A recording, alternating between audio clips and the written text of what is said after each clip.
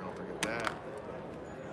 I'm gonna be awkward now because Welcome back to the Coors Light pregame show. No, it's not the Coors Light pregame show. It's the Coors Light postgame show. this is the official Yeah, this is the official ESPN Louisville pregame show. pregame show. Marcus was setting up the camera and stuff, so we're going to go ahead and get us rolling. YouTube channel. We are live right now. You can go to Made for the Bill and have a little fun with us. Yeah, I dropped that ball big time. So yeah.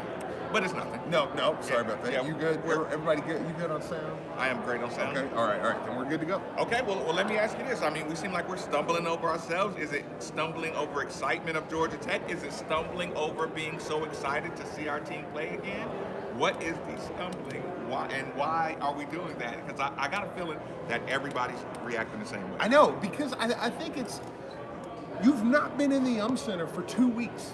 I mean, it does kind of feel like, kind of getting back up here and stuff as I'm driving up here and I'm walking in out. Forgot the way. Yeah, I mean, I'm like, man, it's been a while since I've been in here. I mean, you start to you feel it once you actually start to do it. You talk about it, but then I walk around, I look in Al J's, I'm like, wow, it's been a long time. And I think that's how everybody kind of feels. Okay, I asked you a question. I'll dive right into it. Are we 8150-93.9? Yes. No. We're 267-9680. Okay, 267-9680. Or you can tweet at us. Steve Rummage will be live on the Twitter in case you got any questions that are quicker to get to us during the show. Absolutely. I ask you this. I'll take this off-air content straight to on-air. Okay. Now, I kind of painted a picture. Coming off the Duke win, you can be either reinvigorated and watch Duke play Miami and say, they took it up another level, we need to take it up another level. That could have been an example, because it's still college basketball, and these are still college players, and they watch college basketball. Do you think the Louisville team sat watching impressed by how Duke responded, or kind of arrogant? Because here's the thing. Yeah. Today, when I use the word cocky and arrogant, they're going to be in a positive way. I don't think this team has the temperament to we made it kind of thing. And another conversation is going to say why there is no room for arrogance. But first, I just want to ask you that early question. How do you think this team consumed Duke's win over Miami? I mean, I think they definitely, to an extent, I think that raises this team's game. I think they're the type that would watch a game like Duke last night, how sharp, not just the score, but Duke. I mean, I watched most of it. Duke looked sharp against Miami. Sharp, aggressive. Yeah, and I think that this team kind of accepts that as a challenge. Like, hey, that was too heavyweight on Saturday night. Like, that was too national. If that was the national championship game in a few months, I don't think it'd be that crazy, be that far-fetched, one on one side, another on the other, and that's your national title game. If Coach K lost the national title to the University of Louisville, he'd retire. Maybe. He'd retire. Listen, he'll either retire or he'll pull out every resource possible to make sure that never happens again. That's fair enough. And I'm saying that in no disrespect towards Coach K, but he looks like he takes the Louisville game. Like this is twice in a row that basically,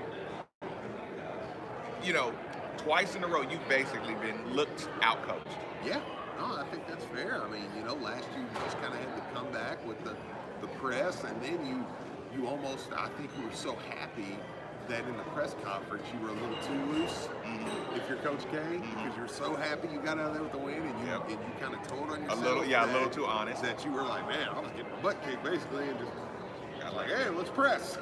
And it worked. So this year, again, you kind of get the where he says, like, I don't like to play that way. No, and it did look like Louisville just outmanned, out-talented, outmanned, outworked, outplayed, everything against Duke. So I think that Louisville watches that Duke game. You accept that challenge. It's Duke stepping back up to the plate now. Tonight is a game where I think Louisville fans are going to show up. You're going to have a pretty good atmosphere. And it's your turn now to step up to the plate and show, coming off that 3-game road streak, that there is a next level that we're entering with this team. And I think there's one more coming. as far as another bump in another level. But I think increases. No, without a well, doubt. I think one more big move. Like Right. I think this road trip was a big move. I think there's one more coming. A lot has to do with Sam, but I think there's one more extra jump where you're like, oh my God, they're taking up one more level, and that may be their ceiling. But that's a pretty dang high ceiling. I didn't want the conversation to be so Duke because we'd be doing what we hope the players don't do, kind of living in that past, living off that one. But I don't want to ignore the catapult, the springboard that it could be, and I'm not just talking about David Johnson. I'm not just talking about Sam getting good minutes and late minutes and the lessons. What I'm talking about in this game is an opportunity to show that you're not only mature, to show that you can make goals for yourself against the game. Sure. That is the next step as far as a team. It's unfortunate, but if you start hitting that groove, within the next 5-6 games, it'll be perfect timing. I say it's unfortunate. Of course, you lost 3 games. It's you would have liked to see a little bit more maturity early on. But if you hit that, if you hit that ground running, you don't worry about it. Another thing, kind of where I wanted to move into this conversation. And people listening, again, 267-9680, feel free to jump in. And we got a couple. We'll go to the phone line in a second. Okay. Well, yeah, you're fine. We'll go ahead and get rolling. Before you go to the phone lines. Let me just make this point. You say big jump. Most of us describe big jump as David Johnson. Yeah, I think it was a big part of it. Yeah. So I think Sam would be a part of the next one. So there was a big David Johnson jump. There's a decent Samuel Williamson, addition. Yeah. Right? There's a Coach Mack. There is a Coach Mack. I need to learn to trust my guys' growth. We got to acknowledge that. He's not coy about it. There's no need to not call it out as a great job, for him to just kind of go against, his traditional earn my trust before I even give you a shot. No, you have to trust us a little bit too. The last thing, Steve, is you said it earlier. It feels like there's an open competition. Yeah. You went down the list. You say, okay, David thinks there's minutes out there to be taken. You could see it. Yep. Fresh Kimball definitely thinks there are a lot of minutes to be taken. Like Fresh Kimball is getting his share of interviews and things like that. Oh yeah, absolutely. Sam Williamson. Okay, we're going with Sam, David, Fresh. Those are 3 people you've seen with the passion look like there's minutes out there. Yeah. Then you play it from the other side. Darius Perry is not giving up on his minutes. Does he ever strike you as a guy that does not, go back to the lab? So a little bit of tension over minutes is great if Coach Mack uses it. Yeah. If he uses the bench. Okay, now you talk about the big guys. You talk about Malik Williams. He knows he had a great game. He knows he closed out a great game. Absolutely. Conversely, Stephen Enoch wants to have a better game. Yeah. And his mind needs to have a better game. And we bounced all the way around, and we still haven't talked about David knows that Sam's coming. Yeah. Dwayne, I'm sorry, Dwayne. Yeah. Dwayne knows that Sam's coming. Jordan felt that little bit of tension when Jordan can say, hey guys, I can get set on the bench as well because Sam is a good rebounder. Yeah. It wasn't Jordan scoring that was really keeping him on the floor. It was just those rebounds that he just gobbled up all game. His potential scoring is of course valuable. Yeah, absolutely. But him, just like I said, being a big presence, being a guy who could switch on centers, his defensive presence, those things kind of made him more irreplaceable. But if you add Sam to the picture, like I said, it's not that it's going to be contentious. It'll just be another bit of tension to keep everybody a little more focused. Yeah. And then you got Ryan. Exactly. Listen, the way I'll sum it up, because I do agree with what you're saying with Jordan and Dwayne, so I don't want to sound like I'm saying what you just said wasn't factual.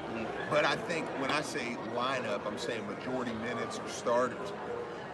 I kind of think we're in a point in the season where we're kind of back to preseason, where what would you have said in preseason? We all said Dwayne and Jordan, the 3 spots are up for grabs. I swear I think we're back there now. I think it's Dwayne and Jordan. And what I mean by we keep using the word spots instead of minutes. Sure. Yeah, I mean, I'm saying whether you want to say starting spots per se or minutes, majority. And I do. The reason I say this because I do agree with what you're saying as far as Dwayne and Jordan. You can be benched, and they know that now. But still, they're good enough that we don't need to bench them a lot. Right. So, but the other 3 spots, I mean, I think the minutes are there to be had, and I think that's kind of where we're at. Maybe even starting. Like I said, I'm interested to see what he does tonight.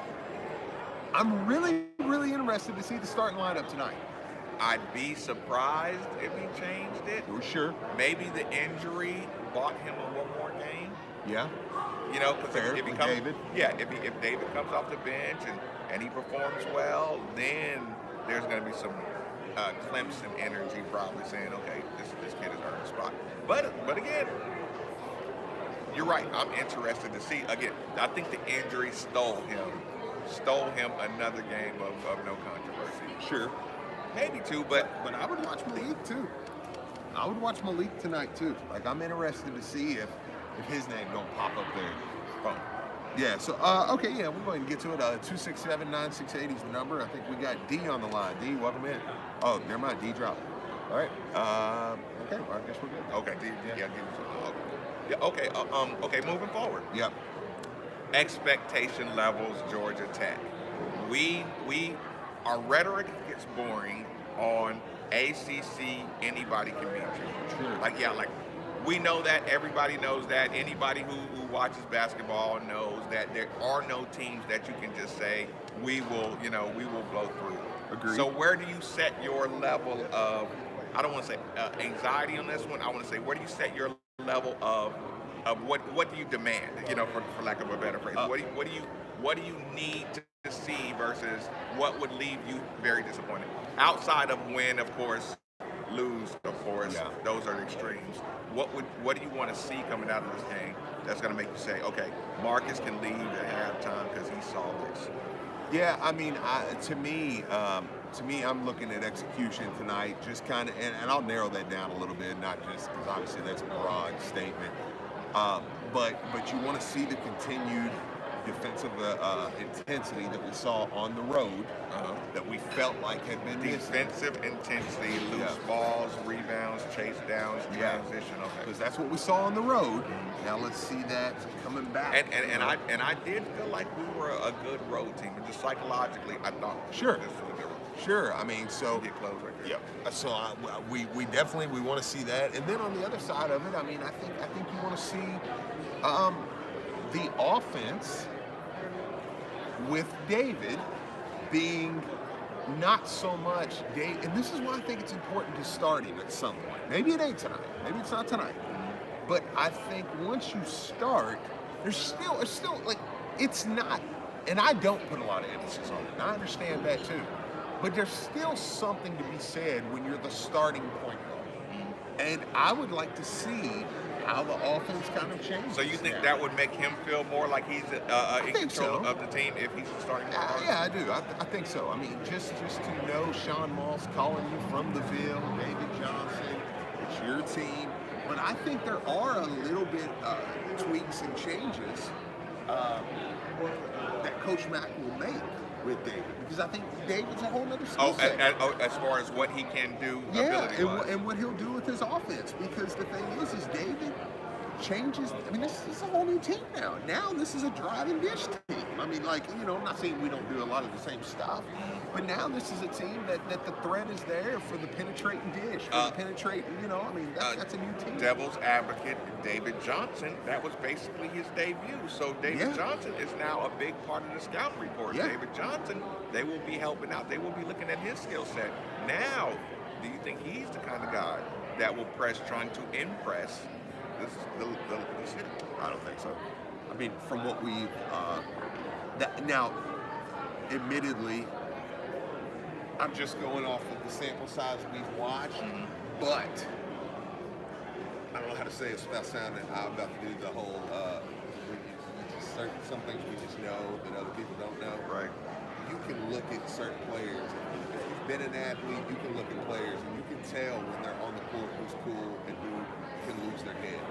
I don't think David is capable of losing his head. Like, he just don't seem like he's that type of player. Like, it's like nothing could happen. He could get dunked on, he could get blocked, he could throw a bad pass. Okay. He kind of stays even kid. To you, how does Georgia Tech match up with us as far as a barometer for where we're at as a team? Because here's the thing, they're going to play a lot of zone. Yeah. Which is going to be different. It's going to be more of a Ryan. They got a big-time shot blocker right there. Big-time shot blocker. Banks is, I think, second in the ACC right now. Which I'm interested to see how our guys deal with, because Malik struggles with that shot blocker kind of, you know, and he kind of does the quick shot thing around shot blocker. But I'm interested to see how our offense looks with a shot blocker when you have somebody that can penetrate to the basket there. Because you can now, whereas before, I think we felt like, man, big time shot blocker. I mean, we get him in foul trouble because our bigs don't really play like that. But you drive, David starts driving, all of a sudden now we have a play for Dwayne, where Dwayne gets it on the left wing or something. He likes it on the left wing. He kind of drives with his right hand into the middle. Yeah. That's a new kind of play that's been run over the last 3 or 4 games. We've kind of integrated. Now Sam is in the game. Sam's liking to drive a little bit more. Fresh, I think, is being opened up to do what he does, because even the ball he lost against Duke. Sam. No, Fresh. Okay. Fresh. Yeah, because, sorry, I've changed to Fresh. But Fresh, because even the ball he lost, I mean, it sucks because he didn't really want him in that position, but that was Fresh. And here's the thing. If he doesn't dribble the ball off his leg, he's got a layup. He broke them down, and he's shooting a layup. Like, you know, or worse, he's meeting Vernon Carey at the basket. You know, I mean, so, and that's 4 foul Vernon Carey. But he's kind of, David is kind of opening him up to be like, hey, you don't have to be penetrating kick guy, Fresh. Be penetrating scorer guy. That's fine. Okay, since we kind of stumbled into talking. And we do got a couple of Oh, okay. No, let's go right. Okay, all right. We'll go first. 267-9680. I think we got Reggie. Reggie, what's going on, man?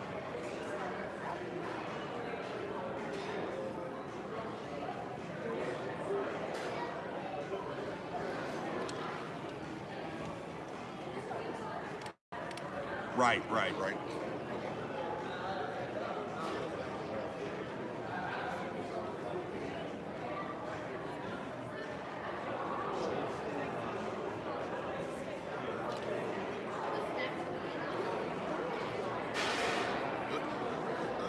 Let me ask you this: Do you have a definitive lineup, or you think we're going to learn over these next couple of games? We're going to learn what kind of lineups do we trust?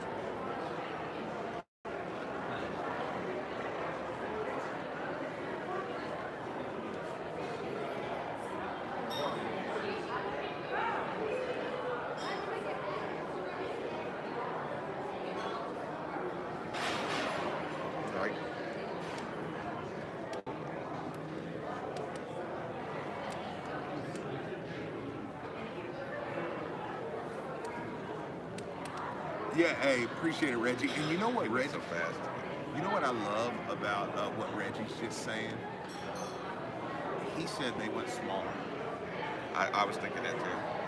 That Fresh, I'm not sure if he added Fresh to that lineup. I think he did. Fresh is probably 6 foot. Yeah, 6'1". Yeah. But when you go Sam and Jordan. Outside of that, he's off 6'7", 6'8", 6'11", 6'5". Like, I mean, that's our small line. Because what Reggie's saying is not wrong. That is playing small when you're playing, you know, a couple guards and stuff. So, yeah, that was interesting. Keep it rolling? Yep. Go. Chris, welcome in, man. What's going on? Oh, we're good, man. What's up?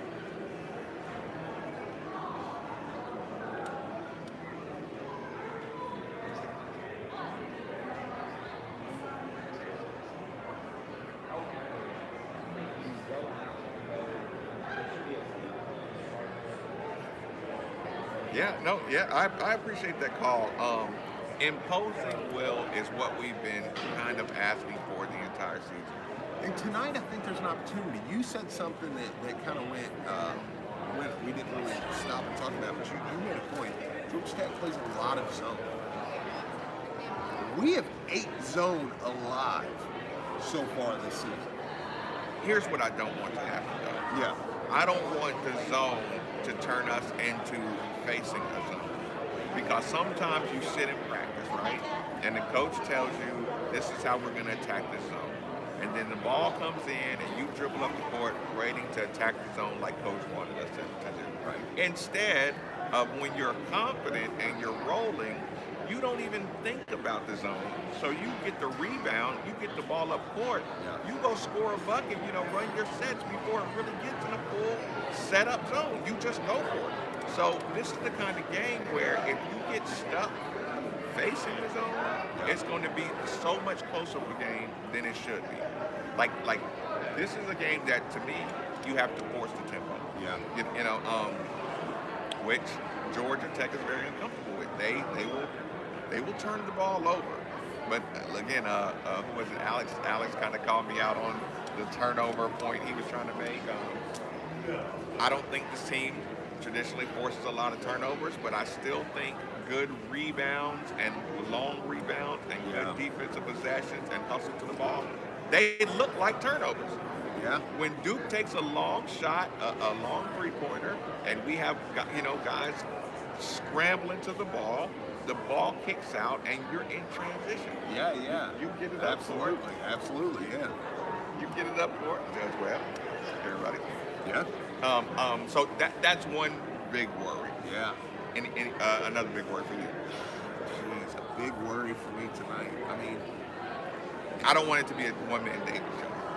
No, I mean that's what you don't want. You don't. But David's game doesn't make it a one-man show. Because David distributes the ball. So so I don't think that's the thing. The only thing I can worry about is maybe a couple of guys and I'm not saying that this is an issue. I'm just kind of reaching here. Right. Maybe a Darius, Steve, a couple guys whose minutes maybe feel like on the chopping block. Maybe didn't feel like they had the best game. Yeah. Tried to go hero. That maybe they kind of press a little bit. But I don't know. Yeah, I don't know. Yeah, like pace of play. David Johnson being kind of a one-man show, trying to show what he can do. Yeah. Those, like I said, those are two big fears. I got a call for us real quick. I'm kind of glad this one came in because I was starting to wonder what was going on. Lawrence, welcome in, man. What's up? Lord. What's up, man?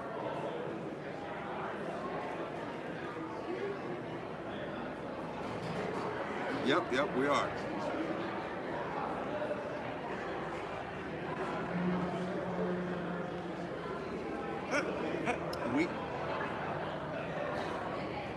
We have noticed that they are Yes, the beta club is in full effect. Absolutely. So Lawrence, I got to ask you this question. I'm listening. Oh, okay, well, I got to ask you this question. We were talking about you earlier on Middays with Marcus Maben. We said you hadn't called in, and we realized you hadn't called in because you're so happy with the team. Is that true?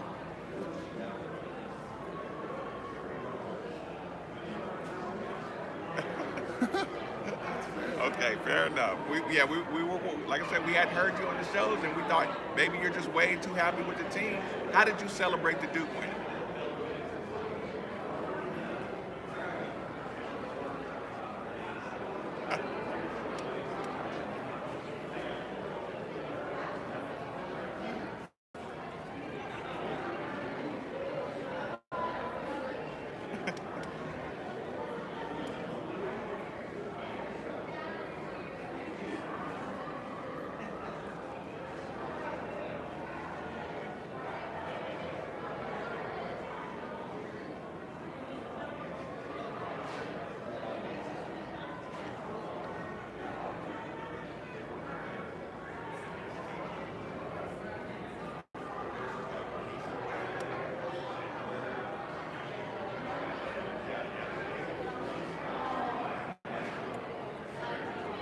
Yeah, yeah, I appreciate. Oh, go ahead.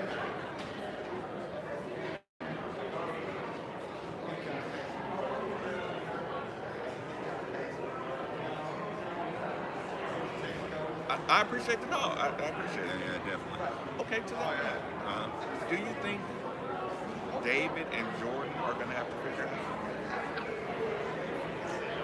uh, Because, like I said, we're used to seeing things just go straight into Jordan so much. we saw a couple of disagreements between David and Jordan. Nothing crazy. I mean, Right, right. just I mean, on the court, you know, you can kind of tell that they had a couple times. They saw things different. Yeah, yeah. So I mean, yeah, no, I think that's a big step. Yeah, I mean, that's a big step because you know, Jordan's such a good scorer, and David can make him such a better scorer. And I think it's one of those deals where Jordan has to trust. And I do think it's more of a one-sided deal. I think it's one of the things where Jordan's got to trust that David knows what he's doing. Yeah, and not just say, okay, well, he's not going to make this play, so I'm going to go. And you know, it's like, no, he can make that play. By the way, Louisville Sports Live tweeted out. I don't know 100%. You know, I don't know if it's guaranteed or what, but they tweeted out that the starting lineup tonight is the same. But that worries me, man, if it is. Quick commercial break. The official ESPN Louisville pregame show on ESPN 680, 1057, and 939 The Bill. I got no gauge of time. What time is it? 6:31. Oh, that's perfect. Yeah, he's got Mac ready to go. Oh, he does? Yeah. Okay. What's going on up there? Hi guys, I'm Tina, Paula's cousin, and Lawrence, the truck driver's sister. Okay. How you doing? Good. How you doing? I'm doing well. How are y'all? So you just happen to be over here, or you getting ready Well, for the she game? told me that y'all were gonna be here today, and my friend, I've had season tickets until the last 2 seasons, and he called me or texted me and said, I got another ticket. I was like, I'm there. She told me y'all were gonna be here. I was like, Oh yeah. I'll be at Al James. Oh yeah, that works. Yeah, Man, definitely. We always get our Good to see y'all. yeah, we get our yeah, warm up thank you. going on here, and Oh, yeah. of course, like- of course. Yeah, we're over here before and after. Always. Oh, well, it's been one of those days, so I'll be there, and I might sit over there. Are y'all going to be here? Yeah, we'll be here after. Right here. Yeah, I'm we'll going be. to sit over there, and I won't say nothing. I'm just so I can hear better. No, yeah, no, that's fine. Yeah, We always say we're gonna bring the speaker, but never do. You know what I'm saying? And it's real crackly on air sometimes, and it just sounds so bad when it's not perfect. You know what I'm saying? So, you know. Yeah, you got to get the acoustics. Right. I get it. Yeah. Okay, it's Yeah. good to see y'all. Yeah, absolutely. Thanks for Yeah. coming by, though.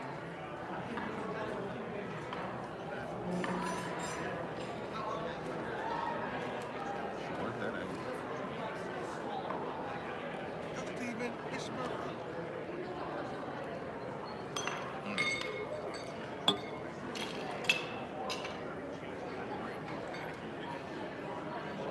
Somebody I have a charge over there, yeah.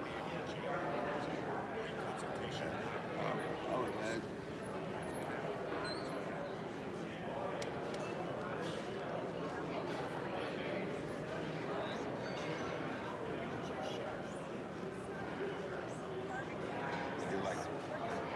I do like the big room.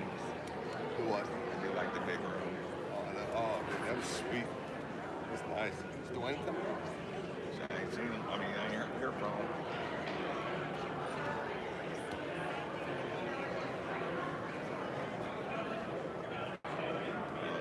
Surprising.